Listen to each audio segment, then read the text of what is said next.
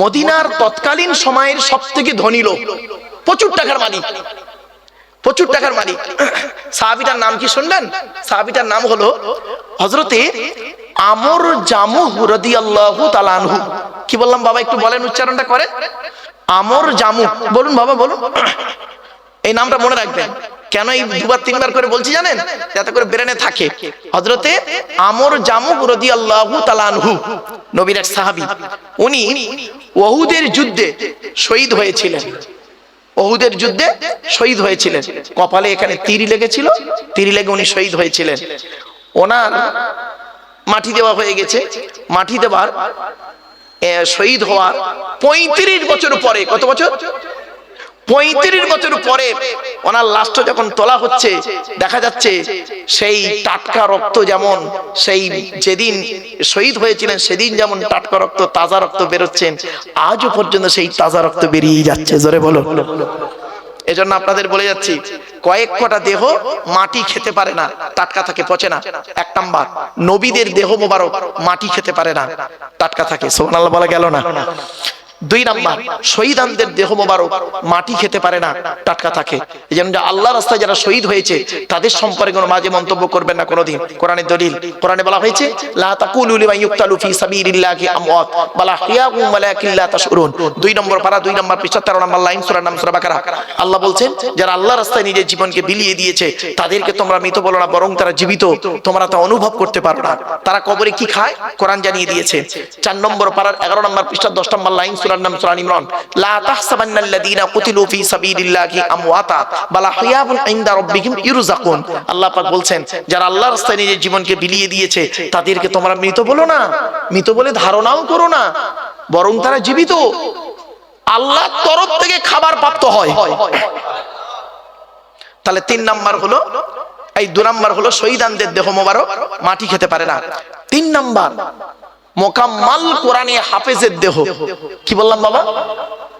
মোকাম্মাল কোরআনে হাফেজ। ওই ছেঁচড়া মার্কা হাফেজ সাহেবের কথা বলিনি বাবা।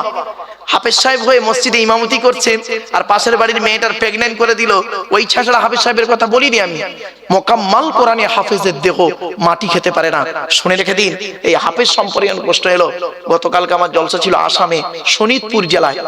তো কটা ছেলের মাথায় আমি পাগড়ি দিলাম, তো ওরা বললো, হুজুর আপনাকে এই পাগড়িটা দেওয়া হবো। তো আমি পাগড়ি দেওয়ার পরে এই হাফেজদের সম্পর্কে কোরআন এবং হাদিসের আলোকে কথাগুলো বলেছিলাম, কয়েক কটা কথা। তো 2-1টা কথা আপনাদের বলবো বাবা, হ্যাঁ শুনে নিন। রাসূল বলেছেন, কিয়ামতের মাঠে হাফেজ সাহেবদের মতো শাস্তি কাউকে দেওয়া হবে না। কঠিন শাস্তি হবে ওই হাফেজ সাহেবদেরকে, যে হাফেজ সাহেবরা কি কোরআন ভুলে গেছে, কোরআন মুখস্থ করে কি করেছে, ভুলে গেছে। ভুলে কিভাবে? কোরআন তো আল্লাহর একটা নূর, কদ জাআকুম মিনাল্লাহি নূর, আপনারা কিতাবুম মুবিন। আর এই ফাআমিনু বিল্লাহি ওয়া রাসূলিহি ওয়ান নূর আল্লাযী আনজালনা। সূরা তাকাবুন। কোরআন হলো একটা নূর। কোরআনের অনেকগুলো নাম, তার মধ্যে একটা নাম হলো নূর। এই নূর আল্লাহ যাকে তাকে দেয় না, যাকে তাকে দেয় না। আর যাকে দেয় না তাকে আল্লাহ ভালোবাসে বলে দেয়। ইউতিল হিকমাতা মান ইয়াশা ওয়া মান ইউতাল হিকমাতা ফাকাদ উতিয়া খাইরান কাসীরা ওয়া মা ইয়াযাক্কারু ইল্লা উলুল আলবাব। 3 নম্বর পারা 4 নম্বর পৃষ্ঠা 14 নম্বর লাইন, সূরার নাম সূরা বাকারা। বাপেরা, এই কোরআন যার ভিতরে দেয় আল্লাহ, সে যদি কয়েক কটা কাজ করে, আল্লাহ ওই নূরটা অন্তর থেকে কেড়ে নেয়। 1 নাম্বার কি জানেন? কোন হাফেজ সাহেব যদি জিনা করে, কোন হাফেজ সাহেব যদি হারাম খাবার খায়, কোন হাফেজ সাহেব যদি পাপ কাজে লিপ্ত হয়, কোন হাফেজ সাহেব যদি কোরআন তেলাওয়াত করতে ভুলে যায়, বুঝতে পারছেন না ভাষা?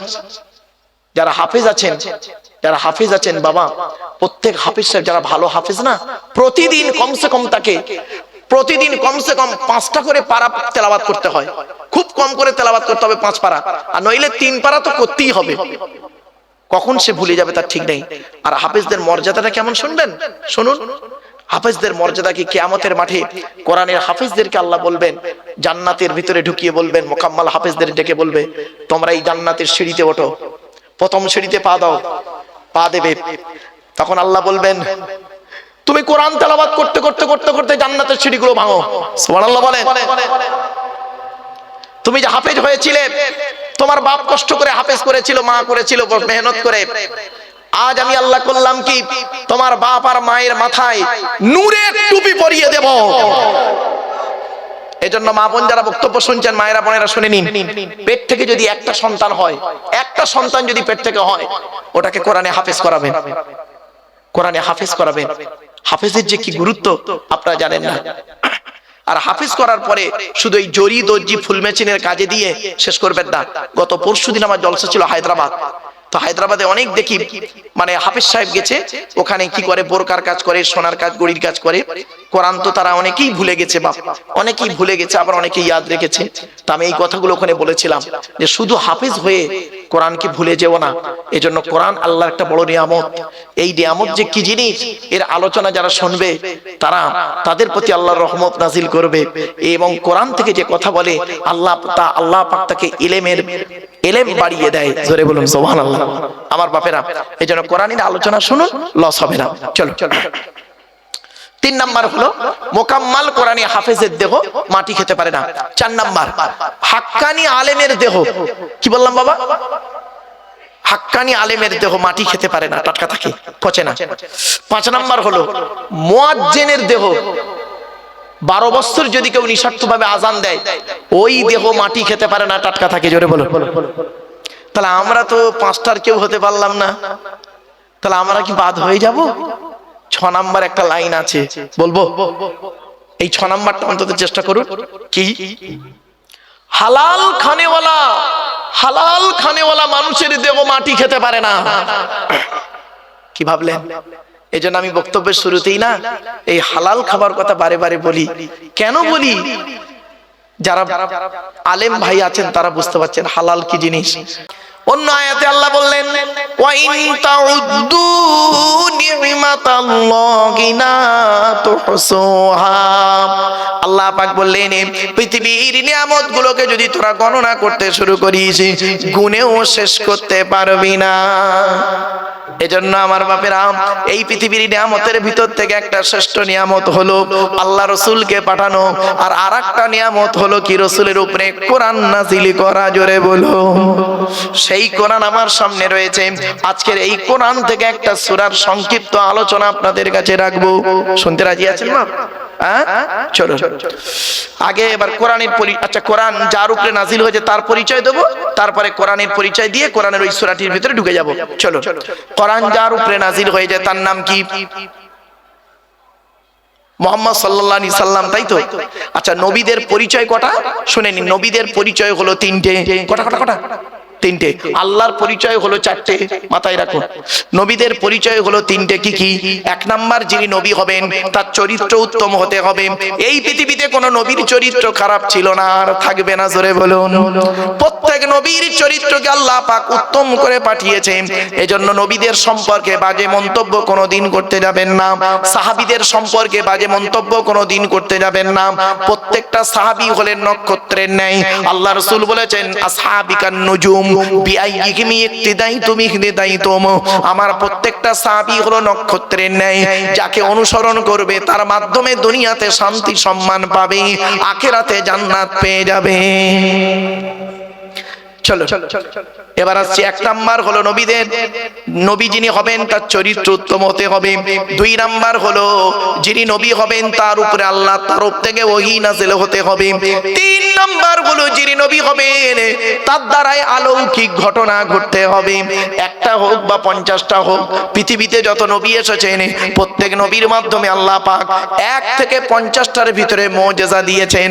আমার নবী বিশ্ব নবী কুল কায়নাতের রাসূল রাহমাতুল লিল আলামিন মুহাম্মদ সাল্লাল্লাহু আলাইহি ওয়াসাল্লামের মাধ্যমে আল্লাহ পাক পৃথিবীতে 1000-এরও বেশি মুজিজা দিয়েছেন। সর্বশ্রেষ্ঠ হলো এই কোরআনুল কারীম নাযিল করা। কি ভাবলেন আপনি? এই কোরআন কি যাতা ভাবলেন? 1000-এরও বেশি মুজিজা, তার মধ্যে একটা বলবো। আমি বলবো, কি বলুন? এই দেখেন, একটা ছোট্ট মুজিজা বলছি, মানে সংক্ষিপ্ত সময়ের মধ্যে। মুজিজা ছোট নয়, মানে ঘটনাটা ছোট্ট করে বলছি বোঝার জন্য। আল্লাহ রাসূল একদিন দাঁড়িয়ে আছেন, সঙ্গে কিছু সাহাবী রয়েছেন। আল্লাহর নবী দাঁড়িয়ে আছেন, সঙ্গে কিছু সাহাবী আছেন। একটা মৌমাছির দল উড়ে উড়ে যাচ্ছে। আল্লাহর নবী মৌমাছিদের দিকে লক্ষ্য করে বললেন, হে মৌমাছির দলেরা দাঁড়িয়ে যাও। সঙ্গে সঙ্গে মৌমাছির দলটা দাঁড়িয়ে গেলেন। যেই দাঁড়িয়ে গেল, আল্লাহ রাসূল বললেন, আমি তোমাদেরকে একটা প্রশ্ন করব, উত্তরটা আমাকে দিয়ে যাও। আল্লাহর নবী বললেন, ওরে মৌমাছির দল, পৃথিবীর জমিনে হাজার রকমের ফুল আর ফল থেকে খাবার সংগ্রহ করো, কোনোটা টক, কোনোটা মিষ্টি, কোনোটা তিতো, কোনোটা কষা, তো তোমাদের পেটের ভিতরে মধুটা এত মিষ্টি হয় কিভাবে? সঙ্গে সঙ্গে মৌমাছির দলের ভিতর থেকে একটা মৌমাছির জবানকে আল্লাহ খুলে দিলেন। ওই সময় সঙ্গে সঙ্গে একটা মৌমাছি বলল কি জানেন? আসসালামু আলাইকা ইয়া রাসূলুল্লাহ, আসসালামু আলাইকা ইয়া হাবিবাল্লাহ। আমরা হলাম কর্মী মৌমাছি, আমাদের চাকে রানী মৌমাছি বসে আছেন, তিনি আমাদের আদেশ করেছেন, তোমরা যেখান থেকে মধু সংগ্রহ করবে,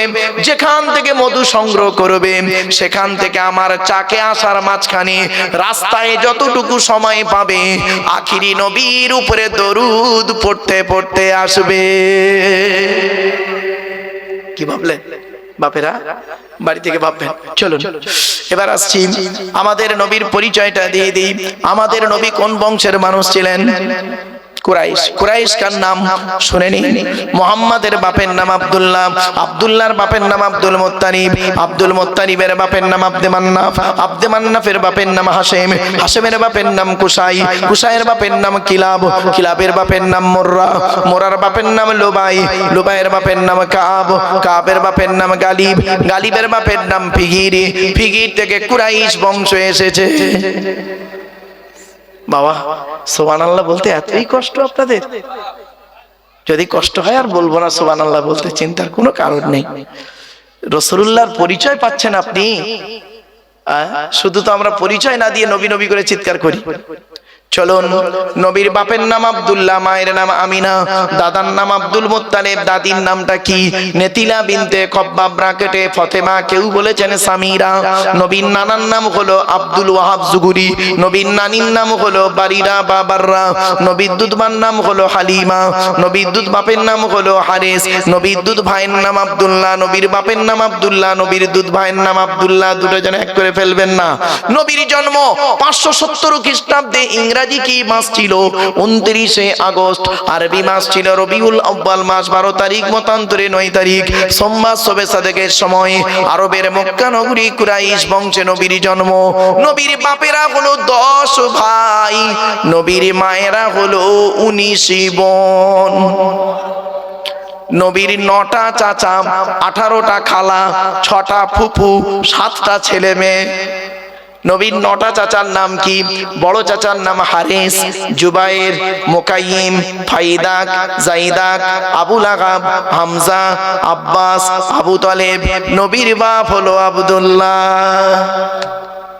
নবীর 7টা ছেলে মেয়ে, 3টে পুত্র সন্তান, 4টে কন্যা সন্তান। 3টে পুত্র সন্তানের নাম কি? বড় ছেলেটার নাম হলো কাসেম, পরের ছেলেটার নাম হলো তাহের বা তৈয়েব, ছোট ছেলেটার নাম হলো ইব্রাহিম। 4টে কন্যা সন্তানের নাম কি? বড় মেয়েটার নাম জাইনাব, রুকাইয়া, উম্মে কুলসুম, ছোট মেয়েটার নাম হলো ফাতেমা। এরপরে আসছি, কোরআন নাজিল হলো নবীর উপরে। এখন কোরআনের পরিচয়টা দিয়ে দিই, শুনে নিন।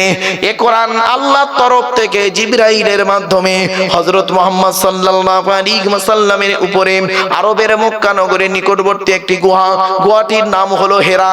হেরা নামক গুহাতে 610 খ্রিস্টাব্দে, কত 610 খ্রিস্টাব্দে 1 ফেব্রুয়ারি সোমবার। এগুলো মনে রাখবেন। আজকের তারিখটা কত আছে বাবা? 23শে ডিসেম্বর 2025 সাল, তাই তো নাকি? কি বার ছিল আজকে? মঙ্গলবার। আর কোরআন এসছে কবে? 610 সালে। 610 সালে 1 ফেব্রুয়ারি সোমবার। বাড়ি থেকে দুটো সাল লিখবেন, উপরে লিখবেন 23/12/2025 সাল, আর নিচেই লিখবেন 2/1/610 সাল। মাইনাস প্লাস করবে, করলেই পেয়ে যাবে কতদিন আগে এই কোরআন নাজিল হয়েছে। 610 খ্রিস্টাব্দে 1 ফেব্রুয়ারি সোমবার কোরআনের প্রথম আয়াত নাজিল হলো, ইকরা, রিড, পড়ো পড়ো পড়ো। আর আমাদের প্রথম বাক্য এখন কি জানেন? রাগ করবেন না কেউ। গেল গেল গেল, পেট শান্তি দুনিয়া শান্তি। এই কোরআনে আছে 82 জায়গায় নামাজের কথা বিভিন্ন অ্যাঙ্গেলে, আর 92 জায়গায় আছে লেখাপড়ার কথা। আমরা লেখাপড়ায় পিছিয়ে আছি। রাগ করবেন না, খারাপ সেন্স নেবেন না কিন্তু। চলুন, এখানে অনেক মানুষ আছে দেখবেন, একদম বাস্তব বলছি, আমার মা বোনরা কেউ রেগে যাবেন না দয়া করে। অনেক বাড়িতে গিয়ে দেখবেন সামসেট গুলোতে বিশাল বড় বড় কেতাব কেনা আছে, ছেলে আমার আলেম হবে, মাস্টার, ডাক্তার, ইঞ্জিনিয়ার, প্রফেসর হবে। আর অনেক বাড়িতে গিয়ে দেখবেন সামসেট গুলোতে বিশাল বড় বড় তরকারির হাঁড়ি আছে, মাল বগরাই দিয়ে বেরোবে। বাবা, হাঁড়ি দিয়ে ঘর ভর্তি না করে কিতাব দিয়ে ঘর ভর্তি করুন। ছেলেকে ধনী না বানিয়ে জ্ঞানী বানিয়ে যান, ছেলেকে ধনী না বানিয়ে জ্ঞানী বানিয়ে যান। অনুরোধ করে বলে যাচ্ছি, শতমূর্খ লয়ে আমি স্বর্গে নাহি যাব, দ্বাদশ পণ্ডিত নিয়ে পাতালেই রব। 100 জন মূর্খ মানুষকে নিয়ে স্বর্গে গিয়ে কোনো লাভ নেই, 12 জন শিক্ষিত লোককে নিয়ে নরকে থাকা অনেক ভালো। মূর্খ বন্ধুর থেকে শিক্ষিত শত্রু ভালো। জ্ঞানী গুণী বুদ্ধিজীবী মানুষ লেখাপড়ার গুরুত্ব কত বেশি জানেন, শুনলে চমকে যাবেন।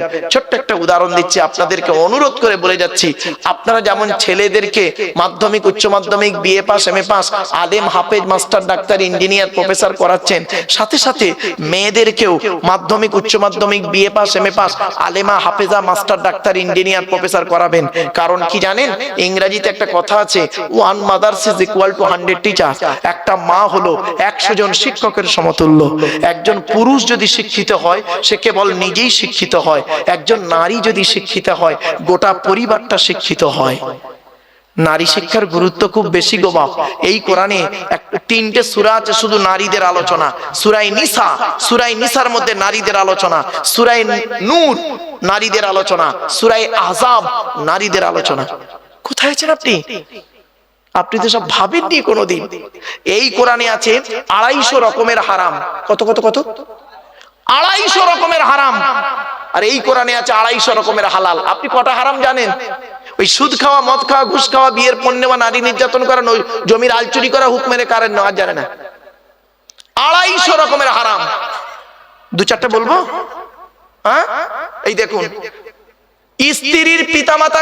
স্ত্রীর পিতামাতাকে গালি দেওয়া হারাম। স্ত্রীর পিতামাতাকে, শ্বশুর শাশুড়ি গালি দেওয়া হারাম। এবার আপনি এখানে বসে ভাবুন, ঈদের দিন রাতের বেলা একটু রাত করে ঘুমিয়েছেন, সকালবেলা আপনার স্ত্রী ঈদের দিন সকালবেলা উঠতে একটু দেরি করেছে, বেচারা উঠতে পারেনি ঠিক মতো, এখন খাবার তৈরি হয়নি। ও করেছে কি, ঈদের নামাজ পড়তে যাবে, খাবার এখনো হয়নি। স্ত্রীকে করলো কি, ঈদের দিন সকালবেলা তার মামাসি তুলে গালাগালি করলো, এমনকি মরা বাপটাকে কবর থেকে তুলে আনলো, মরা মাটাকে কবর থেকে তুলে আনলো, তার চোখের পানি ফেলেই দিয়ে ও করলো কি, গোসল করে নতুন জামা কাপড় পরে আতশ সুরমা মেখে 2 রাকাত ঈদের নামাজ, মাঠে গিয়ে ঈদের নামাজ পড়ে ইমাম সাহেবের বুকে বুকে মিলছে। হাও মনে করলো ঈদের নামাজ আল্লাহ কবুল করে ফেলেছে। এত সোজা নয়। কোরআনে বলা হয়েছে শ্বশুর জামাইয়ের সম্পর্ক আল্লাহ দিয়েছে, দিয়ে বংশ বিস্তার করেছে। কোথায় আছেন আপনি? আরেকটা বলছি শুনুন, আরেকটা হারাম। আল্লাহ রাসূল বলেছেন, লানাল্লাহু মান সারাকা মানারাল আরদি। ওই সমস্ত লোকেদের প্রতি আল্লাহর গজব, জাহান্নাম, যারা জমির আল চুরি করে করে জমি বাড়িয়ে নেয়। কত আলচোর চাচা বসে আছে, আল্লাহই ভালো জানি, রাগ করবেন না। আরেকটা হারাম দিচ্ছি, রাগ করবেন না আমাকে। আল্লাহ বলছেন, ইন্নাল্লাযীনা ইয়াকুলুনা আমওয়ালাল ইয়াতামা যুলমান ইন্নামা ইয়াকুলুনা ফি বুতুনিহিম নারা ওয়া সায়াসলাউনা সাঈরা। 4 নম্বর পারা 17 নম্বর পৃষ্ঠা 14 নম্বর লাইন, সূরার নাম সূরা নিসা 10 নম্বর আয়াত। যারা ইতিমের মাল খেয়ে নেয়, ইতিমের মাল যারা খায়, ইতিমের মাল যারা ভক্ষণ করে, ওরা ওদের পেটে নরকের আগুনগুলো ঢোকাতে শুরু করে। আমি আল্লাহ ওদের নামে, ওদের জন্য সাইর নামক জাহান্নাম নির্ধারিত করে রেখে দিয়েছি। রাগ করবেন না। বাপ মারা গেছে, চাচা বেঁচে আছে, বাপ মারা গেছে, চাচা বেঁচে আছে। ছোট ছোট ভাইপোদের সম্পত্তি চাচা নিজের নামে রেকর্ড করে বসে আছে, উনি আবার হাজী সাহেব। রাগ করবেন না। যারা ইতিমের মাল খেয়ে নেয় তারা হলে জাহান্নামী। বাবা, কত মাদ্রাসা আছে দেখবেন, কত মসজিদ আছে, কত ব্যক্তি আছে দেখবেন, এতিম বাচ্চাদের নামে চাঁদা তুলে, এতিমদের নামে চাঁদা তুলে নিজের গাড়ি বাড়ি বিল্ডিং করে ফেলেছে। বাবাজি আরো দেখেন হারাম কেমন বেরোচ্ছে টুকটুক টুকটুক করে। রাগ করবেন না, অতি বাস্তব কথা বলে যাচ্ছি। হুকমের কারেন্ট নিয়ে চাচা আমার পাকা চালিয়ে তাহাজ্জুদের নামাজ পড়ছে, চুরি করা কারণে পাকা চালিয়ে তাহাজ্জুদ। বাবা বাবা, হারাম শুনবেন, 250 রকমের হারাম আছে এই কোরআনে, 250 রকমের হালাল আছে এই কোরআনে। আমার বাপেরা, আজকে যে কিতাবের আলোচনা শুনতে বসেছেন, আমি এই জন্যই আপনাদেরকে বলেছিলাম ওয়াজ শোনার লোকের খুব অভাব গো বাপ, আওয়াজ শোনার লোকের অভাব নেই। তাই আমার কপাল খুব ভালো যে আপনারা এখানে কষ্ট করে বসে আছেন। আমার পরবর্তী বক্তা আওলাদে মুজাদ্দিদুজ জামান, তিনি আসবেন, আখরি মোনাজাত করবেন, তার জ্ঞান গর্ব বক্তব্য আপনারা শুনবেন। তাই তার অপেক্ষায় হয়তো আপনারা অনেকে বিক্ষিপ্ত ভাবে এতায় ওতায় ছড়িয়ে ছিটিয়ে আছেন। বাবা, আমার তো তেমন ইলম কালাম নেই, আমার তেমন জ্ঞান নেই বাপ, তবে যতটুকু আল্লাহ দিয়েছে তার ভেতর থেকে আপনাদেরকে যতটুকু আল্লাহ পাক বলাচ্ছেন সেগুলো আপনাদের কাছে তুলে ধরছি। চলুন এগিয়ে যাচ্ছি। এ কোরআনের পরিচয় হলো 610 খ্রিস্টাব্দে 1 ফেব্রুয়ারি।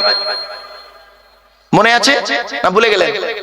কোরআন 610 খ্রিস্টাব্দে 1 ফেব্রুয়ারি সোমবার কোরআনের প্রথম আয়াত নাজিল হলো। ইকরা, রিড, পড়ো পড়ো পড়ো।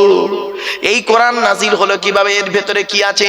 30টা পারা, 30টা পারা, 540টা রুকু, 114টা সূরা, 14 থেকে 15 খানা সাজদা, 7টা মঞ্জিল, 8 থেকে 12 খানা সাক্তা, 6666টা আয়াত, কেউ বলেছেন 6236টা আয়াত, 3,23,215টা অক্ষর। এ কোরআন 22 বছর 9 মাস 14 দিন, কম বেশি 23 বছর ধরে কোন ঘটনাকে কেন্দ্র করে, কোন ব্যক্তিকে কেন্দ্র করে, কোন বস্তুকে কেন্দ্র করে, কোন জায়গাকে কেন্দ্র করে কোরআনের আয়াতগুলো নাজিল হয়েছে। 6000 আয়াত নাজিল হয়েছে, 12,000 জায়গায় নাজিল হয়েছে। 6000 আয়াত 12,000 জায়গায় নাজিল হয়েছে। কটা জায়গার নাম জানেন? শুধু মক্কা আর মদিনাই তো জানেন। ওই সূরার প্রথমে লেখা আছে মাক্কিয়া, মক্কা, আর মাদানিয়া লেখা আছে মদিনাই মনে করলেন না বাবা, 12,000 জায়গায় নাজিল হয়েছে। এই আয়াতগুলো কাকে কেন্দ্র করে, কোথায়, কি অবস্থায়, কোন ব্যক্তিকে কেন্দ্র করে, কোন জায়গাকে কেন্দ্র করে, কোন বস্তুকে কেন্দ্র করে কোরআন আয়াতগুলো নাজিল হয়েছে? একটা বলবো, আবার বলবো কি বলুন না একটু, হ্যাঁ শুনুন। আল্লাহ নবী একদিন বসে আছেন, আল্লাহ নবী মসজিদে নববীতে বসে আছেন, সাহাবীরাও আছে। নবী ডান দিকে বসতেন হযরত আবু বকর সিদ্দিক রাদিয়াল্লাহু তাআলা আনহু, ডান দিকে বসতেন, আর বাম দিকে বসতেন হযরত উমর ফারুক রাদিয়াল্লাহু তাআলা আনহু, আর সামনে বসতেন হযরত উসমান গনি রাদিয়াল্লাহু তাআলা আনহু, হযরত আলী কাররামাল্লাহু ওয়াজহু রাদিয়াল্লাহু তাআলা আনহু। ঠিক এই চারজন চারদিকে বসতেন। আল্লাহ নবীর ডান দিকে বাঁ দিকে যেজন সাহাবী বসতেন তারা হলেন নবীজির শ্বশুর। কি বললাম বাবা? শ্বশুর। কারণ হযরত আবু বকর সিদ্দিক রাদিয়াল্লাহু তাআলা আনহুর কন্যা আম্মা জান আয়েশাকে নবীজি বিবাহ করেছিলেন। আচ্ছা, নবীর স্ত্রীরা হলো আমাদের কে? আম্মা জান। কে বললাম বাবা? আম্মা জান। এখন প্রমাণ কি? এই কোরআনে আল্লাহ বলেছেন, আমি বলিনি, কোরআন বলছে। দেখুন 21 নম্বর পারা 17 নম্বর পৃষ্ঠা, সূরার নাম সূরা আহজাব। আল্লাহ বলছেন আন-নাবিয়্যু আউলা বিল মুমিনিন ওয়া আজওয়াজুহু উম্মাহাতুহুম। মুমিনদের কাছে সর্বোত্তম হলো নবী, আল্লাহর পরে নবী, আর ওয়াজওয়াজুহু নবীর স্ত্রীরা হলো উম্মাহাতুহুম, তাদের মায়ের মতো। এজন্য আমরা বলি আম্মা জান আয়েশা, আম্মা জান খাদিজা, আম্মা জান হাফসা। এটা মাথায় রাখুন। চলো তো হযরত আবু বকর সিদ্দিক রাদিয়াল্লাহু তাআলা আনহু বলেন আল্লাহ নবীর শ্বশুর। এখন একটু ছোট্ট জিনিস শিখিয়ে দিই আপনাদের। এখন নবীজি বয়সে বড় না হযরত আবু বকর সিদ্দিক রাদিয়াল্লাহু তাআলা আনহু বয়সে বড়? বলেন বলেন। আরে ভুল হোক না ভাই, আবু বকর বড় আপনাদের কাছে তো, মানে সম্মানের দিক থেকে তো নবী বড়, আমি এটা বলছি, অস্বীকার করছি না, 100% নবী বড় সম্মানের দিক থেকে। কিন্তু বয়সে, দিন রাত্রির বয়সের দিক থেকে কে বড়? আবু বকর বড় আপনাদের কাছে? না বাবা, ভুল ধারণা। শুনে নিন, আল্লাহ নবী আবু বকরের থেকে বয়সে বড়। কতদিনে? শিখে নিন। আমি বলেছিলাম না, আমার ওয়াজ শুনতে এলে একটু সময় লাগবে, বলে দিচ্ছি, সময় লাগবে, ধৈর্য লাগবে, একটু ব্রেন লাগবে। কে আবু বকর বড়? আবু বকর সিদ্দিক রাদিয়াল্লাহু তাআলা আনহু নবীর থেকে বয়সে বড়। কতদিনের বড়? শুনে নিন, 2 বছর 2 মাস 10 দিন। কত বললাম বলুন একটু। 2 বছর 2 মাস 10 দিনের বড় হলো হযরত রাসূল করিম সাল্লাল্লাহু আলাইহি ওয়াসাল্লাম, আর 2 বছর 2 মাস 10 দিনের ছোট হলো হযরত আবু বকর সিদ্দিক রাদিয়াল্লাহু তাআলা। তাহলে দুনিয়ার দিন রাত্রির গণনা তো ছোট, আর সম্মানের দিক থেকেই তো সাহাবী আপনারা জানেন। ব্যাস চল। তো এবারে সব বসে আছেন মসজিদে নববীতে।